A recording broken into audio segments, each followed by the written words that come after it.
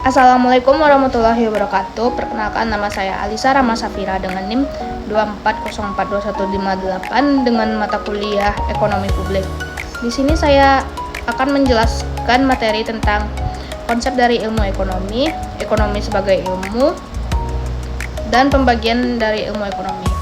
Baik, langsung saja tanpa saya memperpanjang kata-kata, langsung saja saya jelaskan. Konsep ekonomi.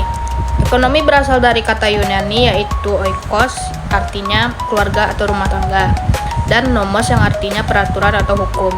Ekonomi adalah ilmu yang mempelajari bagaimana manusia mengelola sumber daya yang terbatas untuk memenuhi kebutuhan yang tidak terbatas.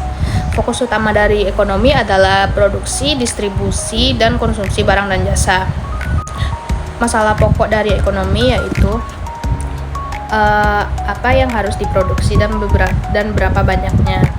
Kedua, bagaimana cara memproduksi barang dan jasa. Dan yang ketiga, untuk siapa barang dan jasa tersebut diproduksi. Ekonomi sebagai ilmu.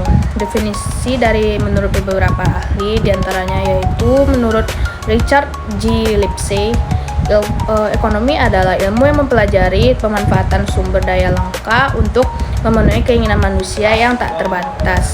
Menurut N. Gregory Mankiw, ekonomi adalah studi tentang cara masyarakat mengelola sumber daya yang langka.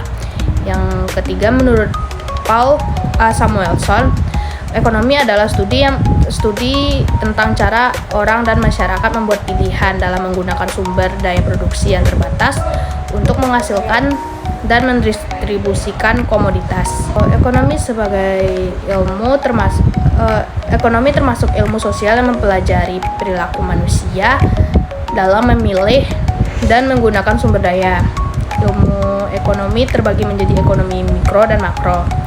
Tujuan dari ilmu ekonomi adalah memahami dan mengatasi keterbatasan sumber daya agar kebutuhan manusia dapat terpenuhi secara efisien.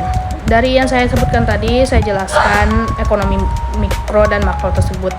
Ekonomi mikro adalah studi tentang perilaku individu dan perusahaan. Yang kedua, ekonomi makro yaitu tentang studi tentang keseluruhan perekonomian. Barang dan jasa dalam ekonomi. Barang adalah benda fisik yang dapat dilihat dan disentuh, sedangkan jasa adalah aktivitas atau pemanfaatan yang tidak berwujud.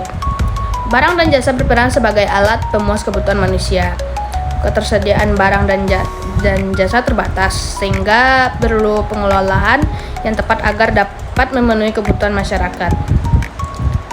Sekian hanya itu yang dapat saya sampaikan. Kalau ada kata-kata yang salah, mohon dimaafkan. Assalamualaikum warahmatullahi wabarakatuh.